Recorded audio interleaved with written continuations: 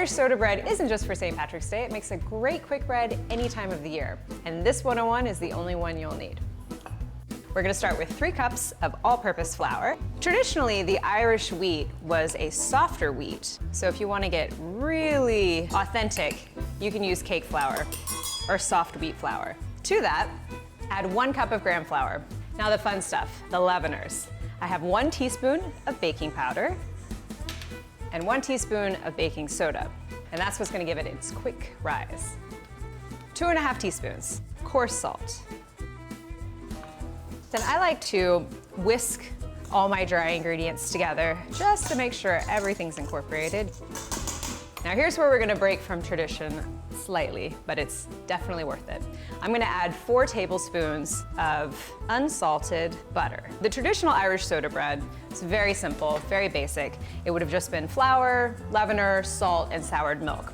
But this adds a nice amount of fat. So just take your pastry blender and work in the butter. And what the butter does when this bakes is when it melts, it creates steam, and those are those delicious flaky pockets. If you don't have a pastry blender, you can use your fingertips and just rub the butter between your fingertips. And what you're looking for here is butter pieces that are well coated in flour and roughly the size of peas.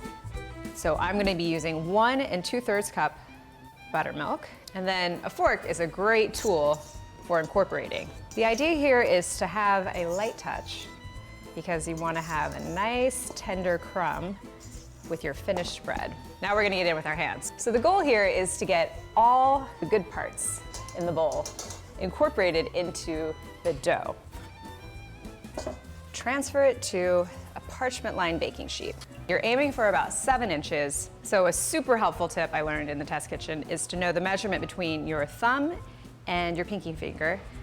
And this is about 8 inches. And I'm gonna give a nice, generous sprinkle of flour on the top and then make an X using a knife. There's an old Irish belief that this X is actually a cross, and it's either letting the devil out as it's baking, or while you're enjoying it, it's protecting you from the devil and the devil's not coming into the bread. I think science would say this X here actually lets the bread bake really nice and evenly. So bake this at 350 degrees for 1 hour and 20 minutes, and your house is gonna smell wonderful. So I've let this bread cool for about 1 hour or so, and oh, it smells divine. You have great texture. You have this really craggy, crusty, nutty crust, and then a really nice tender center.